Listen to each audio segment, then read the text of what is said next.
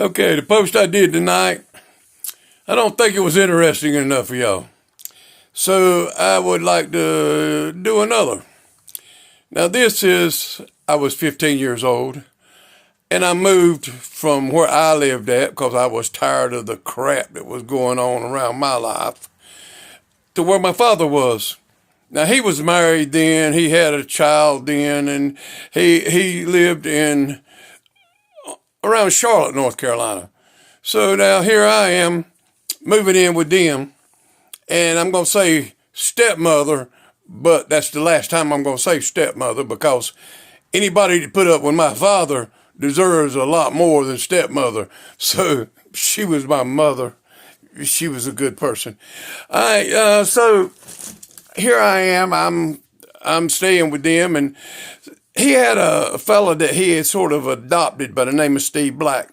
Now, Steve had stayed with him for a while, and Steve worked with him and all this. And in Dillon, South Carolina, Steve worked with him.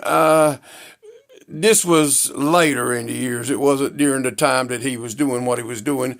But anyway, Steve had said something to Daddy about some people had called him JL's boy. Well, I don't know what that set off in my father, but it really, truly set something off. Now, my father had a brand new 1972 Grand Prix, and we loaded up, him, Steve, myself, Steve drinking, him drinking. We headed to Dillon. Now, when we get to Dillon, on the way to Dillon, my father run off the road about 90 miles an hour, and the car went over it didn't flip, but it went over into the ditch, and it tore the muffler system loose. We pulled back out on the highway. Me and Steve got out, and Steve crawled under there, and he reached and he grabbed that damn muffler pipe. And he said, "Oh, shit." I said, "Is it hot, Steve?" He said, "No, just don't take me long to look at a muffler."